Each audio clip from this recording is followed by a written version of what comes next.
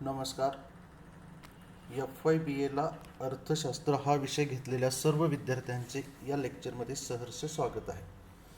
आजच्या लेक्चरमध्ये आपण अर्थशास्त्राच्या अभ्यासाचे महत्त्व याविषयी आज सविस्तर चर्चा करणार आहोत. सर्वात प्रथम आपण अर्थशास्त्राच्या अभ्यासाचे महत्त्व म्हणजेच अर्थशास्त्राचा अभ्यास करणे महत्त्वाचे का आहे याविषयी थोडक्यात चर्चा करू. की आपल्या दैनंदिन जीवनाचा विचार केला तर दैनंदिन जीवनात अर्थशास्त्र ही खूप महत्त्वाची भूमिका पार पाडते. अर्थशास्त्राचा अभ्यास आपण केला तर आपण भूतकाळ, भविष्यकाळ आणि वर्तमानकालीन प्रतिमान किंवा मॉडेल्स समजून घेऊ शकतो. आणि हे प्रतिमान किंवा मॉडेल्स समाज, सरकार, व्यवसाय आणि देशातील नागरिक म्हणजेच व्यक्तींना लागू करू शकतो. त्यानंतर दुसरा महत्त्वाचा घटक आहे अर्थशास्त्र म्हणजे काय. की अर्थशास्त्राचा अभ्यास महत्त्वाचा का आहे हे समजून घेण्यासाठी सर्वप्रथम आपल्याला अर्थशास्त्र म्हणजे काय हे समजून घेणे आवश्यक आहे. अर्थशास्त्राच्या वेगवेगळ्या दृष्टिकोनातून वेगवेगळ्या व्याख्या केलेल्या आहेत. की अर्थशास्त्राच्या संपत्तीच्या दृष्टिकोनातून व्याख्या केलेल्या आहेत. त्यानंतर कल्याणकारी अर्थशास्त्राच्या दृष्टिकोनातून व्याख्या केलेल्या आहेत. दुर्मिळतेवर आधारित व्याख्या केलेल्या आहेत. त्यामध्ये अर्थशास्त्राच्या अभ्यासात सर्व मान्य झालेली रॉबिन्सन यांची व्याख्या ही दुर्मिळतेवर आधारित आहे. रॉबिन्सन यांच्या व्याख्येनुसार अमर्याद गरजा आणि मर्यादित परंतु पर्यायी उपयोगाची दुर्मिळ साधने यांचा मेळ घालण्यासाठी मनुष्याकडून जी वर्तणूक केली जाते त्याचा अभ्यास ज्या शास्त्रामध्ये केला जातो त्याला आपण अर्थशास्त्र असं म्हणतो. या व्याख्येबरोबरच कॉलिन्स इंग्लिश डिक्शनरीमध्ये देखील अर्थशास्त्राची व्याख्या केलेली आहे. ती व्याख्या पुढील प्रमाणे आहे की समाजामध्ये पैसा, उद्योग, व्यापार कसे आयोजित केले जातात याचा अभ्यास म्हणजे अर्थशास्त्र होय. म्हणजेच कॉलिन्स इंग्लिश डिक्शनरीमध्ये जी अर्थशास्त्राची व्याख्या केली आहे तर ती देखील त्या ठिकाणी संपत्तीवर आधारित असलेली व्याख्या आहे. अर्थशास्त्राला सामाजिक शास्त्र समजले जाते कारण समाजामध्ये दुर्मिळ संसाधनांची देवाणघेवाण कशी होते हे समजून घेण्यासाठी अर्थशास्त्र वैज्ञानिक दृष्टिकोन किंवा वैज्ञानिक पद्धती वापरते. अर्थशास्त्रज्ञ सरकारमध्ये धोरण विकसित करण्यासाठी उपयुक्त सिद्धांत आणि तंत्राचा अभ्यास करतात कारण त्यांना आजच्या जगात कार्यक्षमता कशी निर्माण करावी याबद्दल सखोल समज किंवा सखोल ज्ञान आहे. त्यानंतर अर्थशास्त्राची दुसरी व्याख्या अमेरिकन अर्थशास्त्रज्ञ थॉमस सोवेल यांनी एक उपयुक्त व्याख्या दिलेली आहे. अर्थशास्त्र म्हणजे अर्थव्यवस्थेतील कारण आणि परिणामांचा किंवा कारण आणि परिणाम संबंधाचा अभ्यास करणे. म्हणजेच थॉमस सॉवेल यांच्या व्याख्येनुसार अर्थव्यवस्थेमध्ये किंवा अर्थव्यवस्थेत घडणाऱ्या ज्या प्रत्येक क्रिया आहेत त्या प्रत्येक क्रियेमागे कारण काय आहे आणि त्या आर्थिक क्रियेचा होणारा परिणाम काय आहे याच्या संबंधाचा अभ्यास ज्या शास्त्रामध्ये केला जातो त्याला अर्थशास्त्र असं म्हटलं जातं. त्यानंतर तिसरा महत्त्वाचा घटक आहे की अर्थशास्त्र महत्त्वाचे का आहे.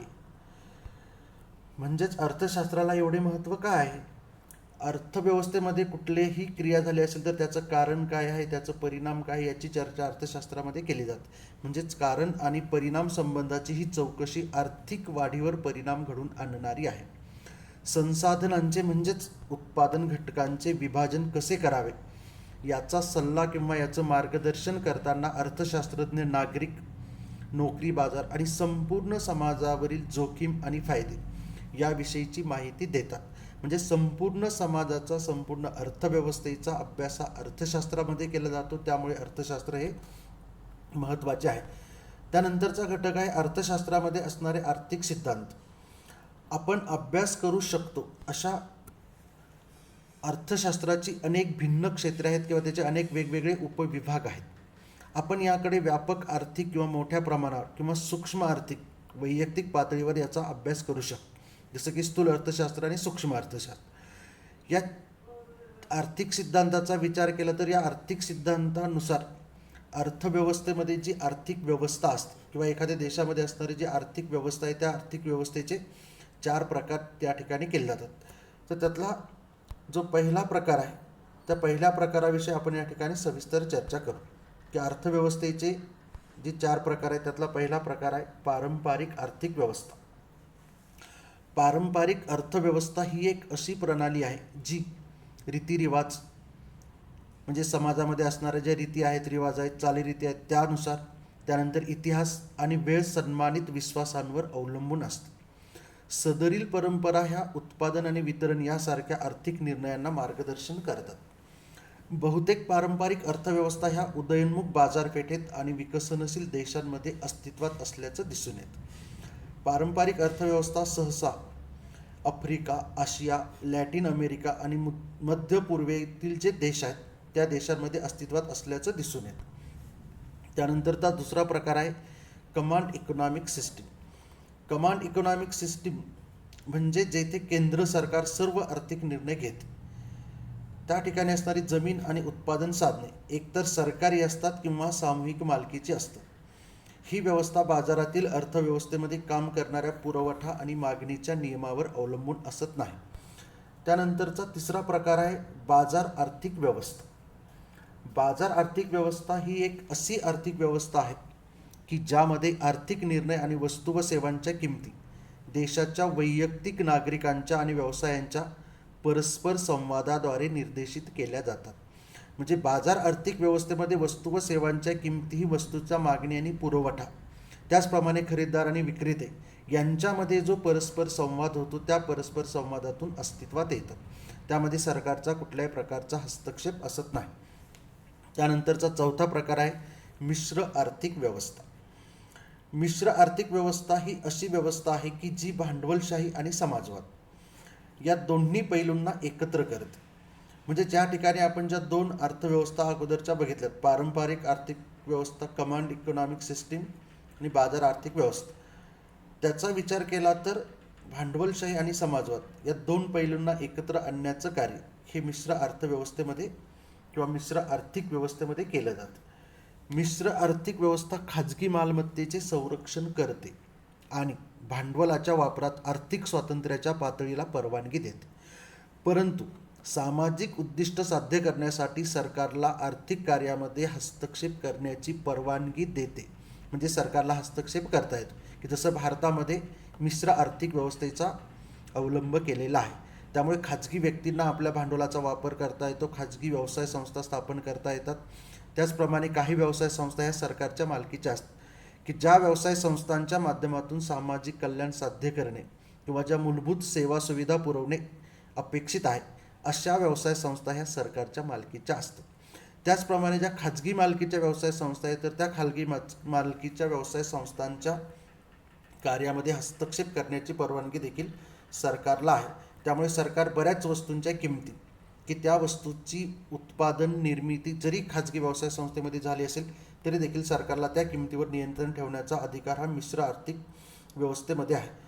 त्यानंतरचा घटक आहे वास्तविक जीवनामध्ये अर्थशास्त्र काय आहे. उपयोजित अर्थशास्त्र म्हणजे ॲप्लाइड इकॉनॉमिक्स हा असा शब्द आहे की जो वास्तविक जगातील परिस्थितीमध्ये आर्थिक सिद्धांत कसा लागू केला जाऊ शकतो हे वर्णन करण्यासाठी वापरला जातो. उपयोजित अर्थशास्त्र हे खर्च आणि फायद्यावरून भविष्य वर्तवलेल्या मानवी वर्तनापर्यंत सर्व काही विचारात घेते आणि महत्त्वपूर्ण निर्णय घेण्याचं कार्य यामध्ये केलं जातं. त्यानंतरचा पुढचा घटक आहे की अर्थशास्त्राच्या अभ्यासाचे महत्त्व. की अर्थशास्त्राचा जर आपण अभ्यास केला तर त्याचा काय फायदा होतो, की आपण अर्थशास्त्राचा अभ्यास का करतो, अर्थशास्त्राचा अभ्यास महत्त्वाचा का आहे, याची 5 कारणे या ठिकाणी दिलेली आहेत. त्यातलं पहिलं कारण आहे निर्णयांची माहिती. कंपन्या आणि सरकारमधील निर्णयांची माहिती देण्यासाठी अर्थशास्त्रज्ञ हे माहिती आणि अंदाज देतात. अर्थशास्त्राचे हे ज्ञान किंवा आर्थिक बुद्धिमत्ता डेटा आणि मॉडेलिंगवर किंवा प्रतिमानावर आधारित आहे. त्यानंतरचा दुसरा फायदा आहे की सर्व काही प्रभावित करते. आर्थिक समस्या आपल्या दैनंदिन जीवनावर परिणाम करतात की आपल्या दैनंदिन जीवनामध्ये अनेक आर्थिक समस्या येतात आणि त्याचा आपल्या जीवनावर परिणाम होतो. यामध्ये कर आहे, महागाई आहे, व्याजदर आहे, संपत्ती आहे, त्यानंतर आर्थिक असमानता आहे, उदयोन्मुख बाजारपेठ आणि ऊर्जा, त्यानंतर पर्यावरण यासारख्या समस्यांचा यामध्ये समावेश होतो. एक व्यापक विषय म्हणून जर अर्थशास्त्राचा विचार केला तर अर्थशास्त्र हे आरोग्य, सामाजिक आणि राजकीय समस्यांचे उत्तर प्रदान करते की जे कुटुंब आणि व्यापक समाजावर परिणाम करते. त्यानंतरचा तिसरा घटक आहे उद्योगांवर परिणाम होतो. सर्व आकाराच्या व्यवसाय संस्था आणि उद्योगांना अर्थशास्त्रावर अवलंबून राहावे लागते. मग ते उत्पादन, संशोधन आणि विकास, किंमत धोरण किंवा जाहिरात कशी करावी याविषयीच्या असू शकतात. या व्यापक प्रभावाचा अर्थ असा की अर्थशास्त्राचा अभ्यास जर केला तर अर्थव्यवस्थेच्या सर्व क्षेत्रांमध्ये शेतीपासून उत्पादन, बँकिंग आणि सल्लागारापर्यंत विविध प्रकारचे करिअर पर्याय या ठिकाणी उपलब्ध असू शकतात. त्यानंतरचा चौथा फायदा आहे व्यवसायाच्या यशासाठी प्रेरणा देते. व्यवसाय यशस्वी होण्यासाठी ग्राहक कसे वागतात हे समजून घेणे आवश्यक आहे. अर्थशास्त्रज्ञ ग्राहकाच्या वर्तनाचा अंदाज लावण्यासाठी आणि व्यवसाय धोरणांची माहिती देण्यासाठी सिद्धांत आणि प्रतिमान वापरतात. उदाहरणार्थ बिग डेटाचे विश्लेषण कसे करा. म्हणजे एखाद्या व्यवसायाला जर यशस्वी करायचं असेल तर ग्राहकांची वर्तणूक विचारात घेणे आवश्यक असते आणि त्या ग्राहकाच्या वर्तणुकीचा अभ्यास हा अर्थशास्त्रामध्ये केला जातो. त्यानंतर पाचवा घटक आहे आंतरराष्ट्रीय दृष्टिकोन. अर्थशास्त्र आपण जगतो त्या जगावर परिणाम करत. देशांतर्गत आणि आंतरराष्ट्रीय दृष्टिकोन समजून घेणे, ऐतिहासिक आणि वर्तमान विविध संस्कृती समाज कसे संवाद साधतात याबद्दल एक उपयुक्त अंतर्दृष्टी प्रदान करू शकते. आंतरराष्ट्रीय कंपन्यांसाठी जागतिक अर्थव्यवस्था समजून घेणे ही यशाची गुरुकिल्ली आहे. म्हणजेच आजच्या अर्थव्यवस्थेचा विचार केला तर आजच्या अर्थव्यवस्था ह्या ओपन इकॉनॉमी आहे. म्हणजेच 2 किंवा 2पेक्षा जास्त राष्ट्रांबरोबर त्यांचा त्या ठिकाणी आंतरराष्ट्रीय व्यापार होतो आणि असा आंतरराष्ट्रीय व्यापार करत असताना आंतरराष्ट्रीय दृष्टिकोन विकसित होणे अपेक्षित असतं आणि तो आंतरराष्ट्रीय दृष्टिकोन विकसित होण्यासाठी अर्थशास्त्र हे उपयुक्त आहे. त्यानंतरचा पुढचा महत्त्वाचा घटक आहे की मी अर्थशास्त्राचा अभ्यास का करावा. अर्थशास्त्र अभ्यासक्रम आपल्याला मुख्य आर्थिक सिद्धांत हे वास्तविक व्यवसाय जगतात कसे लागू करावे याबद्दल सखोल ज्ञान देते. म्हणजे अर्थशास्त्रामध्ये जे सिद्धांत आहेत ते सिद्धांत वास्तविक जी परिस्थिती आहे त्या परिस्थितीवरूनच त्या ठिकाणी मांडलेले असतात. त्यामुळे ते जे सिद्धांत आहेत तर ते सिद्धांत प्रत्यक्षामध्ये कसे लागू होतात याविषयीचं सखोल ज्ञान हे अर्थशास्त्रामध्ये केले जातं. म्हणजे कुठली एखादी वस्तू खरेदी करायची असेल तरी वस्तू खरेदी करत असताना देखील त्या ठिकाणी पुरवठ्याचा सिद्धांत आहे, मागणीचा सिद्धांत आहे, किमतीचा सिद्धांत आहे आणि त्या सिद्धांतानुसार प्रत्येक उपभोक्ता वर्तन करत असतो. जो उपभोक्ता त्या ठिकाणी कुठलीही आर्थिक क्रिया आर्थिक व्यवहार करतो तो त्या ठिकाणी अर्थशास्त्रज्ञच असतो असं नाही, परंतु तो कशा प्रकारचा व्यवहार करतो याचा अभ्यास करण्यासाठी अर्थशास्त्रज्ञ किंवा अर्थशास्त्राचा अभ्यास करणे अपेक्षित असते. आपण जर अर्थशास्त्राचा अभ्यास केला तर अर्थशास्त्राच्या अभ्यासामुळे आपल्याकडे काही हस्तांतरणीय कौशल्य, काही स्किल त्या ठिकाणी विकसित होऊ शकतात की त्यामध्ये कम्युनिकेशन हे एक स्किल आहे की संवाद कसा साधला जातो. त्यानंतर आर्थिक समस्या कशा सोडवल्या जातात, संशोधन कसं केलं जातं, त्यानंतर संख्याशास्त्र आणि वेळेचं व्यवस्थापन हे जे घटक आहेत तर या घटकांचा देखील त्या ठिकाणी किंवा ह्या घटकांविषयीचं जे कौशल्य आहे ते कौशल्य या ठिकाणी अर्थशास्त्राचा अभ्यास केल्यामुळं विकसित होतं. त्यानंतरचा पुढचा घटक आहे की अर्थशास्त्रामध्ये करिअरच्या कोणत्या संधी आहेत. की अर्थशास्त्र हे अभ्यासाचे असे एक व्यापक आणि एक आदरणीय क्षेत्र आहे की अर्थशास्त्र या विषया एवढा सन्मान दुसऱ्या कुठल्या विषयाला प्राप्त होतो की नाही माहीत नाही, परंतु अर्थशास्त्राला मात्र तेवढा सन्मान त्या ठिकाणी प्राप्त होतो. त्याचप्रमाणे लेखा आणि वित्त पदवीला पर्याय म्हणून अर्थशास्त्राची पदवी ती त्या ठिकाणी महत्त्वाची मानली जाते, कारण पदवीधरांसाठी करिअरच्या समान संधी प्रदान करण्याचं कार्य हे अर्थशास्त्राची पदवी प्राप्त झालेल्या व्यक्तीला प्राप्त होतं. आपण उद्योगांच्या श्रेणीमध्ये नोकरीच्या भूमिकेत काम करू शकतो की जसे की बँकिंग क्षेत्रामध्ये आपण काम करू शकतो. बँकेच्या वेगवेगळ्या ज्या अधिकारी आहेत, सगळ्या प्रकारच्या बँका आहेत, त्या सगळ्या प्रकारच्या बँकेमध्ये अर्थशास्त्राची पदवी असेल तर नोकरी मिळण्याची जास्त शक्यता असते. त्यानंतर फायनान्स कंपन्या असतील तर त्यांच्यामध्ये देखील नोकरी मिळण्याची शक्यता असते. त्यानंतर अकाउंटिंग असेल, त्यानंतर वेगवेगळ्या प्रकारचे व्यवसाय असतील, त्या व्यवसायामध्ये देखील त्या ठिकाणी करिअर करता येतो, स्वतःचा व्यवसाय त्या ठिकाणी सुरू करता येतो. त्यामुळे त्या ठिकाणी स्वयंरोजगाराच्या देखील संधी या ठिकाणी उपलब्ध होतात. त्यानंतर सरकार म्हणजे सरकारी नोकरी देखील या ठिकाणी प्राप्त होत की IAS दर्जाची IES इंडियन इकॉनॉमिक सर्व्हिस अशी एक UPSCची परीक्षा असते. त्याचा दर्जा त्या ठिकाणी IAS एवढाच असतो. ही परीक्षा देण्यासाठी फक्त अर्थशास्त्र विषय घेतलेले जे स्पेशल विषय घेतलेले आहेत त्यांनाच त्या प्रकारची परीक्षा त्या ठिकाणी देता येते. त्याचप्रमाणे नेव्हीमध्ये सायन्स बॅकग्राऊंड असणारे जे आहेत त्यांनाच त्या ठिकाणी प्रवेश दिला जातो आर्ट्स फॅकल्टीचा विचार केला तर आर्ट्स फॅकल्टीमधील फक्त BA इकॉनॉमिक्स झालेले जे विद्यार्थी आहेत, जे कॅन्डिडेट आहेत, त्याच कॅन्डिडेटना त्या ठिकाणी नेव्हीमध्ये पर्याय आहे. म्हणजे आपण 12वीपर्यंत सायन्स घेतलं नाही म्हणून आपली नेव्हीची संधी गेली असं नाही.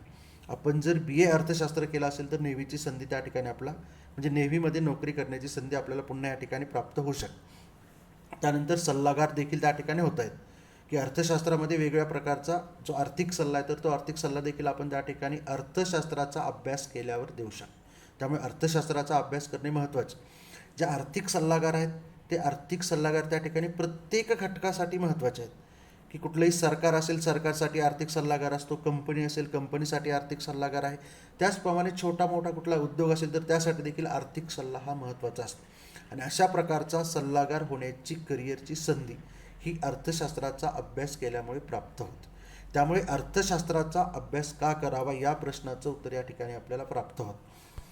तर अशा प्रकारे हे अर्थशास्त्राचं महत्त्व आणि अर्थशास्त्रामध्ये असणारे सिद्धांत, त्यानंतर अर्थशास्त्राचा अभ्यास का केला जातो, अर्थशास्त्राचा अभ्यास केला तर काय फायदा होऊ शकतो, नोकरीच्या कोणकोणत्या संधी उपलब्ध होऊ शकतात, याविषयीचं आपण थोडक्यात विश्लेषण किंवा चर्चा या ठिकाणी केलेली आहे.